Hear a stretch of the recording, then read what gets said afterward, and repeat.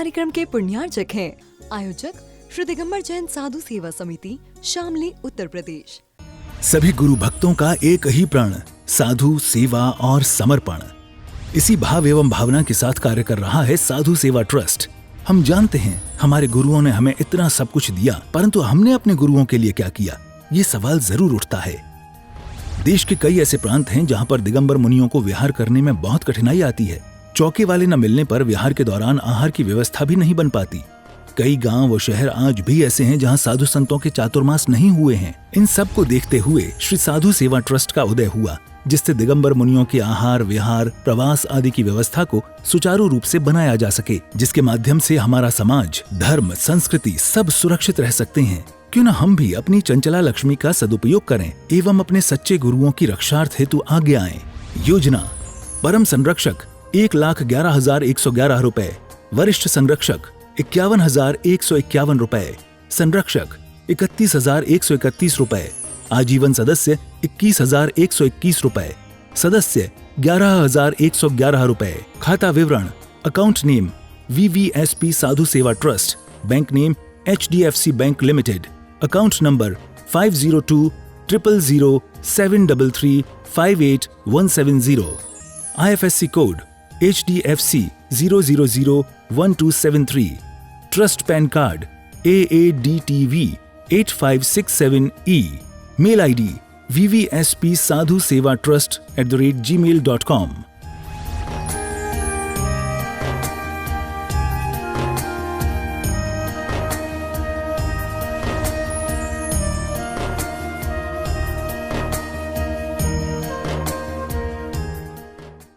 साधु जीवन के बारे में आचार्य कुंद स्वामी जी एक के बाद एक गाथाओं के बारे में बता रहे हैं कि मुनि बनने के बाद हमें क्या नहीं करना है, क्योंकि मुनि अवस्था एक बहुत बड़ा पद है जिनके सामने देव भी अपना मस्तिष्क झुका लेते हैं। नरकों में नारकी भी जिनकी प्रति भावना भाते हैं कि हम भी वो पद धारण करके अपने इस जन्म मरण को नष्ट करेंगे। त्रियंच भी जिनके दर्शन करके संयम धारण कर लेते हैं, उनके परिणाम शुद्ध हो जाते हैं। ऐसे बहुत बड़ा पद है मुनि का। लोग पूरे संसार में सभी धर्मों में भगवान का इतना महत्व नहीं है जितना महत्व गुरु का है। भगवान का महत्व भी है धर्मों में, लेकिन इतना लोग महत्व नहीं देते, क्योंकि लोग कहते हैं कि भगवान हमें बोलते नहीं दिखते, लेकिन गुरु ही हमें रास्ता बताते हैं। इसलिए गुरु के प्रति श्रद्धान जो है वो प्रत्येक धर्म में अलग ही महत्व दिया है। नानक जी ने दिया, गुरु गोविंदऊ खड़े काके लागू पाए, बलिहारी गुरु आपने गोविंद दियो बताए। आपने ही गुरु बताए हैं, इसलिए पहले मैं गुरु आपके ही चरण छूँगा, भगवान के चरण बाद में। एक घड़ी आधी की बुनियाद, तुलसी साधु संगति कटे कोटि अपराध। तुलसीदास जी ने तो यहाँ तक लिख दिया कि साधु की संगति क्षण मात्र के लिए भी मिल जाए तो कोटि करोड़ों अपराध नष्ट हो जाएंगे। साईं इत्ता दीजिए जामे कुटुंब समाए, मैं भी भूखा ना रहूं साधु भी भूखा ना जाए। कबीरदास जी ने लिखा कि कोई भी आपत्ति विपदा हो, कोई दिक्कत नहीं, सहन कर लूँगा, लेकिन हे भगवान मुझे इतना ज़रूर दे देना कि मेरे घर कोई साधु आए तो वो भूखा ना जाए। साधु माने उस समय में दिगंबर साधु थे, वो प्रभावित हुए। नानक जी ने दिगंबर साधु से प्रभावित होकर के उन जैसा तो नहीं बन पाए, लेकिन उन्होंने 5 अणुव्रतों में बस इतना ही परिग्रह रखा। हिंसा, झूठ, चोरी, कुचिल, परिग्रह 5 पापों का त्याग करना चाहा, लेकिन मर्यादा रखते हुए साधुओं के लिए बलिदान दे दिया। जीवन भर केश नहीं कटवाए कि लुंचन नहीं करूँगा तो केश भी नहीं कटवाऊँगा। एक अंगोछा पहन के रखा, हाथ में अपने कड़ा, एक कंडा और एक कृपाण गुरुओं की रक्षा करने के लिए रखी। उन्होंने और भी लिखा गुरु नानक साहिब में कि दिगंबर गुरु देही विचारी, आपे मरे अवरा ना मारी। 14वें अध्याय 445 पृष्ठ पे दिया कि दिगंबर साधु स्वयं प्राण दे देंगे लेकिन दूसरे किसी को नहीं मारते। महानुभाव, साधु के लिए सभी महात्माओं ने सभी धर्मों में लिखा है कि साधु गुरु जो हैं इनसे बड़ा कोई पद नहीं है। और अगर हम गुरु बन रहे हैं, अगर हम मुनि अवस्था को धारण करने जा रहे हैं तो फिर हम मुनि ही बने, मोहनी, मोह से रहित। मात्र ऐसा नहीं शरीर से ही मोह कम करना है, प्रत्येक सामग्री से, जीव से, पुद्गल से, सबसे ही हमें मोह कम करना है। आचार्य कुंदकुंद स्वामी जी यहाँ गाथा में लिख रहे हैं, ना सहंती इदरपम थुवंती अप्पाणमप्पमापम जीव निमित्तम कुणंती कज्जम ते साहुसम उम्मुक्का चम्मट्ठी मंसलवलुद्धो सुनो गज्जे मुनिम दिट्ठा जयते पविट्ठोसो धम्मिठम दिट्ठा सज्ञेठो। यहाँ आचार्य कुंदकुंद स्वामी जी लिख रहे हैं, जो साधु दूसरे के बड़प्पन को सहन नहीं करते हैं, ना सहंदी इधरप्पम थुवदी अप्पाणमप्प महापम, अपनी और अपने महात्म्य की प्रशंसा करते हैं, दूसरों के बड़प्पन को सहन नहीं करते, अपनी और अपने महात्म्य की प्रशंसा करते हैं और जिह्वा के लिए सुस्वादु भोजन आदि के लिए कार्य करते हैं, वे सम्यक से रहित हैं। साधु बनने के बाद भी अगर ईर्ष्या भाव हमारे अंतरंग में रहे तो फिर हम साधु काहे के। उसे सम्मान मिल गया, मुझे नहीं मिला, उसे कोई वस्तु दे दी, मुझे नहीं दी, उसे स्थान दे दिया, मुझे नहीं दिया, उसे पढ़ा दिया, मुझे नहीं पढ़ाया, उसे पूछ लिया, मुझे नहीं पूछा, उसे मिल गया, मुझे नहीं मिला। ये चीज़ें तो गृहस्थों के जीवन में होती है, साधु के जीवन में नहीं होती। इसलिए साधु के लिए दिया है कि साधु जो दूसरे का बड़प्पन ही नहीं सहन कर पा रहा है, अपने महात्म्य की प्रशंसा कर रहा है। जैसे गृहस्थों में होता है, मेरी बेटी फर्स्ट आई थी, मेरी बेटी को ये मिला, मेरी बेटी ऐसी थी, मेरा बेटा बहुत बढ़िया है, मेरा पति ऐसा करता है, अपने कोई गुणगान गाया जा रहा है अपने परिवार के। नहीं तो भैया मुझे ये बर्दाश्त नहीं है, मैं ये सहन नहीं कर सकता। या महिलाओं में होता है, भैया मैं नहीं सुन सकती, मुझे ये चीज़ पसंद नहीं है। भैया अपने गुणगान मत गाओ, अपना महात्म्य गा कि भैया हमारे यहाँ तो ऐसा होता है, हमने तो शादी से पहले घर में कभी ज़मीन पे पैर नहीं रखा। क्यों, आसमान में चलती थी क्या? समस्या ही होते हैं कि हमने तो मखमल पे पैर रखा। क्यों भैया, घर तो तुम्हारा टूटा फूटा था, मखमल कहाँ से लिया है? राजा के यहाँ तो मिल नहीं रहा, तुम्हारे यहाँ बेचने वाला आया था बस। इन महात्म्य को गा करके कुछ लाभ नहीं होता। जैसे गृहस्थों के जीवन में ये चीज़ें होती हैं, उनको मूर्ख कहा जाता है या फिर अहंकारी कहा जाता है। ऐसे ही साधु के जीवन में अपना महात्म्य या अपने महात्म्य की प्रशंसा करना, प्रकट करना और जिह्वा के लिए साधु नहीं सुस्वादु बनना। बस मुझे ये चीज़ मिल जाए, कितना भी बना लो कम है। किसी ने पूछ लिया आहार कैसा लगा, ये चीज़ नहीं थी। कई बार ऐसा भी हो जाता है, मन में ये आ जाता है कि चौके में सामग्री कम थी। कितनी कम थी? गरीब से गरीब और अमीर से अमीर कोई भी व्यक्ति हो, अगर दिगंबर साधु आया है तो वो तो चौका लगा रहा है तो वो उत्कृष्ट भावना से ही लगाएगा। उत्कृष्ट नहीं तो मध्यम भावना, और मध्यम नहीं तो जघन्य से जघन्य भावना भी क्यों ना हो, इतना तो वो जरूर बनाएगा जिससे कि साधु भूखा ना जाए।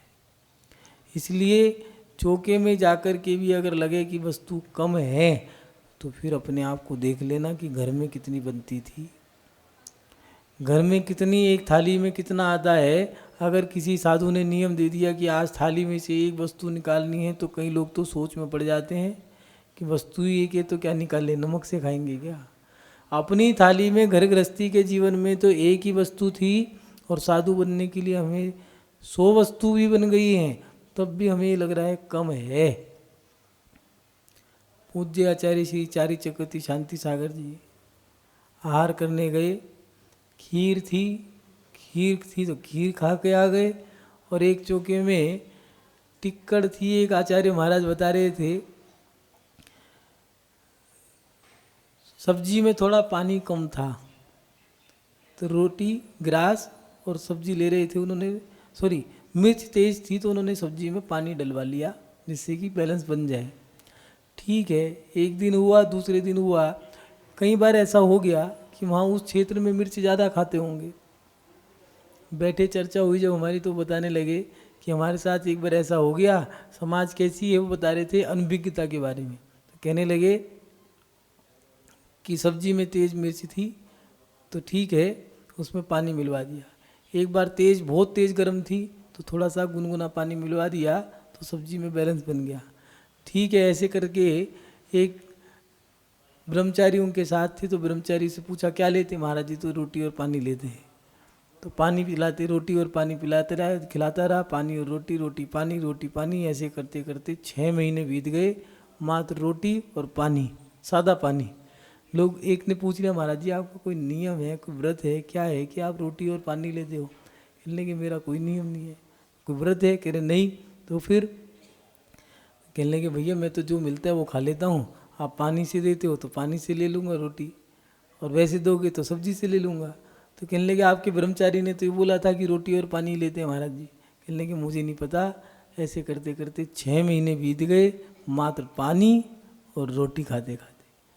ये है साधु जीवन कि रोटी में नमक ना हो और सब्जी कैसी भी हो, बिना नमक की सब्जी भी खा रहे हैं स्वाद लेकर के, और सब्जी में नमक तेज हो गया है तब भी वैसे ही भोजन कर रहे हैं।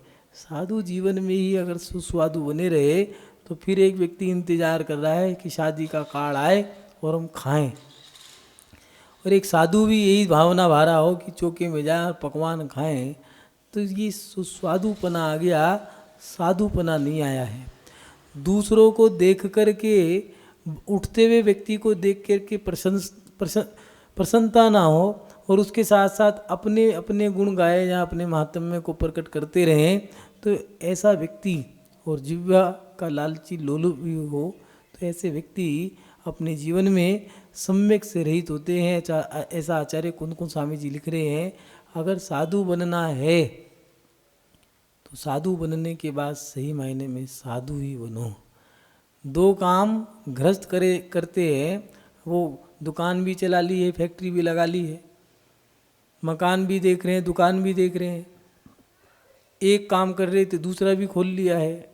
ये काम तो गृहस्थों के हैं, साधु का तो बस आचार्य कुंद स्वामी जी कहा करते थे, पूज्याचार्य श्री विद्यानंद जी कहा करते कि साधु के तो 2 ही धंधे हैं, ध्यान करो, और ध्यान नहीं करो तो कह रहे फिर अध्ययन करो, और अगर भूख लगे है कहने लगे अगर शरीर को आवश्यकता हो तो खा के आओ, नहीं तो उपवास करो।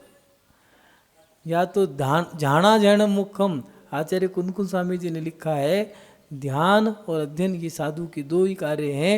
शरीर को आवश्यकता है वो तो लो, नहीं तो मत। महानुभाव, जब हम साधु जीवन को जीते हैं, लोग कहते हैं साधु जीवन कठिन है। साधु जीवन कठिन नहीं है, कठिन हमने बना लिया है। कठिन हमारी महत्वाकांक्षा है, हमारी इच्छा है, हमारी लोलुपता, हमारी आसक्ति, हमारा राग, हमारा देश, हमारा मोह, ये हमें परेशान करता है। इनको छोड़ना कठिन है जिसमें हम उलझे हुए हैं। बाकी तो मोक्ष मार्ग जितना सरल है। क्या दिया है? दिया है कि धर्म के लिए भूख लगी खा लो, नहीं भूख लगी मत खाओ, सुबह से लेके शाम तक खाना है खाए जाओ, लेकिन रात हो गई तो मत खाओ, क्या दिक्कत है? जिस कार्य में अगर मान लो तुम्हें कोई सताए तो तुम्हें दुख होगा, तो ऐसे वो कह रहे हैं कि किसी को दुख ना पहुंचाना हो तो ऐसे कार्य मत करो जिससे किसी को दुख पहुंचे। जैसे आतिशबाजी करना, जीव हिंसा के काम करना, पेड़ पौधों को काट देना, पटाखे जलाना, अग्नि को खामा जलाना, एसी कूलर पंखे खुले हैं, खुले रह गए, उनमें कितने जीव मर गए हैं। कूलर में पानी भर दिया, पानी भर करके बंद करके रख दिया, उसमें छोटे छोटे कीड़े हो गए हैं, छोटी छोटी मछलियाँ हो गई हैं, कूलर के अंदर छिपकली तक हो गई है, लेकिन हमें यही नहीं पता हो क्या रहा है। इसलिए वो कह रहे हैं अगर ऐसी कोई हिंसा जिनसे हो, किसी के जीव का मरण हो जाए या किसी को दुख पहुँचे, तो ऐसे कार्य मत करो। इतना सा धर्म है, अहिंसा परमो धर्मः, लेकिन हमने उसको कठिन बना दिया है, इसलिए हमें वो कठिन लगने लग गया। पहले लोगों में राग नहीं था। ठीक है, हमारा कुलाचार जो पीछे से चलता आ रहा है, उसके लिए संतान पैदा करनी भी जरूरी है और उसको संस्कार देने भी जरूरी है। इतना था, संतान पैदा हुई, उसको कौशल मुनि जो सुकमाल मुनि के पिता थे, माथे पे तिलक लगाया और चल दिए। कितना था, नवजात शिशु था। हम सोचते हैं कि बस इन्हीं में ही मोह राग और देश, इन चीज़ों में ही सोच रहे यही हमारा परिवार है, इसी से कल्याण हो जाएगा। ये हमारी सोच है, कल्याण इनको छोड़ने से होगा। इसलिए मोह में ज़्यादा अटको मत, नहीं तो लटके रह जाओगे संसार में। और संसार से निकलना आसान तो है, लेकिन मोह को छोड़ना पड़ेगा। वो कह रहे हैं महाराज जी बच्चों को भी साथ ही ले चलें क्या? लेके आए थे क्या? अब लेके नहीं आए महाराज जी, लेकिन साथ ले जाने की कोई ऐसी विधि बता दो। तो ये भैया ये तो उन्हीं के यहाँ पर है जहाँ होता है, जैन धर्म में नहीं होता। जैन धर्म में तो दिया है अगर साधु बने हो तो बस अपने में मस्त रहो, व्यस्त रहो और स्वस्थ रहो। सबसे अच्छा सूत्र है स्वाध्याय जिनवाणी का पाठन पठन करो। उसके साथ साथ जब पाठन पठन करोगे तो व्यस्त हो जाओगे, जिनवाणी से प्रेम होने लगेगा तो मस्त हो जाओगे, और फिर मस्त और व्यस्त व्यक्ति तो स्वयं में ही स्वस्थ है। आत्मा प्रसन्न होनी चाहिए, शरीर की बीमारियां तो आती हैं और चली जाती हैं। दीवारों पे लकीरें खींचा करते हैं, दीवारें तो खड़ी होती रहती हैं, गिरती रहती हैं। ऐसी ये शरीर है, ये तो एक दीवार की तरह से है। इसलिए अंतरंग के परिणामों को संभालो। महानुभाव, अगर साधु बनना है तो साधु बन के ही रहो, स्वाधु बन के मत रहो। उसके साथ साथ ईर्ष्या भाव, छल कपट को क्रोध कषाय जो साधु बन के ही कर रहे हो तो फिर सब व्यर्थ है। साधु बनने के ही बाद भी मान प्रतिष्ठा सम्मान पूजा ख्याति लाभ अगर इन सब की चाह हो, फिर साधु से अच्छा तो भैया एक काम करो, तुम गृहस्थ बन के रह लो तो अच्छा है। क्योंकि गृहस्थ में ये तो होगा कि गृहस्थ है, ये तो नहीं कहेगा कोई कि भैया साधु है। साधु बनकर के अगर ये परिणाम रखते हो तो उससे धर्म की भी निंदा होती है, साधु के पद की निंदा होती है, साधु की गरिमा पे, साधु की प्रतिष्ठा मान सम्मान पे बट्टा लग जाता है, उसका व्यक्तित्व गिर जाता है। इसलिए साधु बनने के बाद तो मात्र साधु बने, जबरदस्ती नहीं है। पूज्य आचार्य श्री विद्यानंद जी कहा करते थे जैन धर्म जबरदस्त है, मगर जबरदस्ती का नहीं है। कोई जबरदस्ती साधु मत बनो, साधु बनना है तो फिर साधु ही बनो। अगर नहीं बन सकते तो फिर संसार में रहे। नहीं भैया, संसार में मत रहो। संसार तो छोड़ने के लिए मोक्ष मार्ग पे आगे बढ़ो, लेकिन साधु बहुत बड़ा पद है, उससे छोटे भी पद हैं। कर्मचारी, कुछ लोग भजन गाते हैं, कहते हैं रख लो गुरु मुझे अपनी चाकरी पर। अब साधु की तो सेवा करना भी बड़ा अहोभाग्य सौभाग्य चाहिए। और अगर सेवक से ऊपर उठना चाहते हो तो साधु का जो बटू है ब्रह्मचारी, पहले वो बन के रहो, क्योंकि साधु का सेवक भी ब्रह्मचारी होता है। या ये कहो कि साधु का सेवक, ब्रह्मचारी साधु के सेवक होते हैं। भोगी विलासी लंपटी व्यक्ति साधु के सेवक नहीं होते, क्योंकि यहाँ पर कुछ नहीं मिलेगा। यहाँ आईफोन नहीं है, यहाँ टीवी नहीं है, सिनेमा हॉल नहीं है, बाजार नहीं मिलेगा, खाने को भी 2 ही टाइम मिलेगा, वो भी कब? सुबह और शाम को, दिन छिपने से पहले। रात को अगर मान लो कोई भूल गए, दिन छिपने वाला है और रात हो गई, तो भैया अब ताला लगा लो, वहाँ रसोई में अपने मुंह में दोनों जगह ताला लगा लो, अब सुबह ही मिलेगा। ऐसा सब कुछ सहन करना बड़ा मुश्किल काम है, इसलिए दिया है कि साधु बनना तो बहुत दूर की बात है, साधु का सेवक ही बन जाओ, उससे भी कल्याण हो जाएगा। और अगर साधु के सेवक से ऊपर के भाव हैं तो श्रावक में भी उत्कृष्ट श्रावक दिए हैं, क्षुल्लक है, ऐल्लक है, वो बनो। लेकिन मुनि अगर बने हो तो मुनि बनने के बाद तो बस मुनि ही बनो। मुनि बनने के बाद तो बस अप्पा अप्पम में रहो, अपनी आत्मा को अपनी आत्मा में अपनी आत्मा से लीन कर लो बस। और जब व्यवहार में आओ तो दोनों हाथों से लोगों को आशीर्वाद लुटाओ। ममता, समता, सरलता, ये सारी चीज़ें साधु के अंदर जब होती हैं और जब दोनों हाथों से आशीर्वाद देता है, खुश रहो, प्रसन्न रहो, आनंद में रहो, धर्म वृद्धि हो, समाधि की भावना भाव, मन गदगद हो जाता है कि देखो गुरु ने कितना अच्छा आशीर्वाद दिया, बस ऊपर उठो बेटा, आगे बढ़ो। कितना अच्छा लग रहा है, ऐसा लगता है कि सुनते रहें, बोलते रहें। इसलिए साधु बनने के बाद तो बस बड़े अच्छे अच्छे उत्तम उत्तम शब्दों का इस्तेमाल करें, बड़ी सोच को लेकर के चलें और निश्चय में जाएं तो आत्मा में लीन रहें, व्यवहार में जाएं तो उत्तम व्यवहार ही करें, जघन्य या निकृष्ट व्यवहार ना करें। महानुभाव दूसरी गाथा में धर्मात्मा के लिए बता रहे हैं कि चम्मट्ठी मत्स्य लब लुद्दो सुनो गज्जे मुनि दिट्ठा। जैसे चर्म अस्थि और मांस खंड का लोभी कुत्ता मुनि को देखकर भोगता है, इसी प्रकार जयते पविट्ठो सो धम्मिट्ठम दिट्ठा सज्ञठो। इसी प्रकार जो पापी है वह सर्वार्थवश धर्मात्मा को देखकर कलह करता है। जो पापी है, या फिर उदाहरण जो दिया है कुत्ते का, श्वान का, आचार्य कुनकुन स्वामी जी ने, श्वान साधु को देख कर के भोगता है क्योंकि उसको दूर से ही मांस दिख रहा है, क्योंकि साधु दिगंबर साधु जो हैं वो वस्त्र रहित हैं। मांसाहारी जानवर तो देख कर के बड़ा खुश हो जाता है, चलो मांस मेरे पास खुद ही चल के आ रहा है। इसलिए उदाहरण दिया है जैसे चर्म अस्थि और मांस खंड का लोभी वह श्वान माने कुत्ता मुनि को देखकर भोगता है, ऐसे ही उसी प्रकार जो पापी है वो सर्वार्थवश धर्मात्मा को देखकर कलह करता है।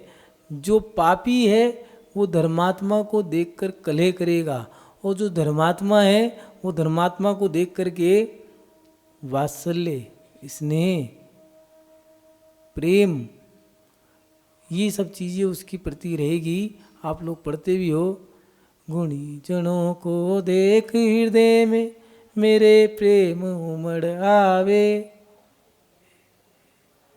ऐसी पढ़ते ना, रही भावना ऐसी मेरी सरल सत्य व्यवहार करूं। गुणी जनों को, धर्मात्मा को देख करके उर से प्रेम प्रकट हो के आवे। उर माने पेट से, अंतरंग से, आत्मा से, ऐसा नहीं फॉर्मेलिटी दिखावा जो आजकल औपचारिकताएं निभाने लग गए। और कैसे हो, एक महिला आई उससे मिलन, ओ तुम आज कैसे आ गई, आ गई, चलो नाश्ता करने चलो, घर पे ही करना है, आ जाना। अरे वाह, घर तो उसे पता ही नहीं है, पहली बार आई है, आ जाना मतलब वो समझ गई, आ जा। ये बड़ी समस्या है। धर्मात्मा को देख करके उसके अंतरंग में प्रेम उमड़ता है। गुणों को देख करके आज के समय में लोग ईर्ष्या भाव प्रकट करते हैं। गुणों को देख करके धर्मात्मा के गुण जब देखता है, धर्मात्मा को देखता है तो मन प्रफुल्लित होता है, रोम रोम पुलकित होता है।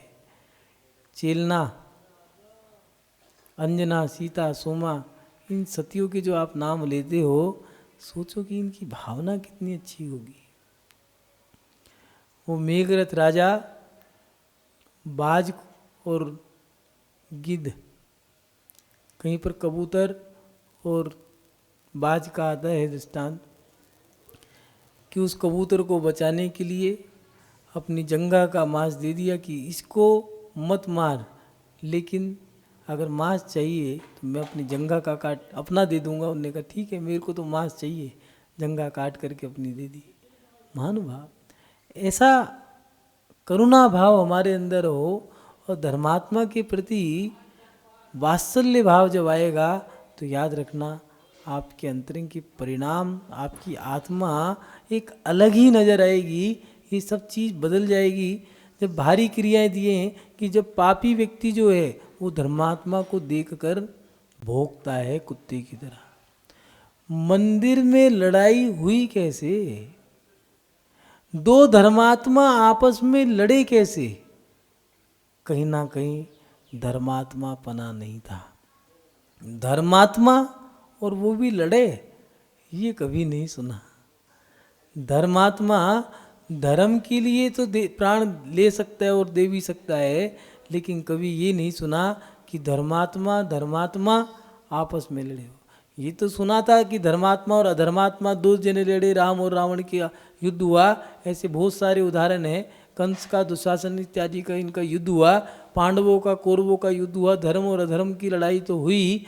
ऐसा तो हमने सुना, लेकिन कभी ऐसा नहीं सुना कि धर्मात्मा आपस में लड़े हो, दो तीर्थंकर आपस में लड़े हों, दो चक्रवर्ती आपस में लड़े हो, कभी नहीं सुना। ये तो सुना नारायण प्रति नारायण आपस में लड़े, क्योंकि दोनों के दोनों ही नरक जाते हैं, लेकिन कभी ये नहीं सुना कि तीर्थंकर चक्रवर्ती या मुनि आपस में लड़े हों। आज के समय में मंदिरों के अंदर जब ये घटनाएं सुनने में आती है कि धर्मात्मा आपस में लड़े, मंदिरों में गुटबाजी होने लग गई है, आपस में ही लड़ने लग गए हैं, अध्यक्ष ही जेल में पड़े हों, तो फिर क्या होगा? महानुभाव, आचार्य कुंदकुंद स्वामी जी कह रहे हैं, पापी व्यक्ति धर्मात्मा को देखकर कुत्ते की तरह भौंकता है।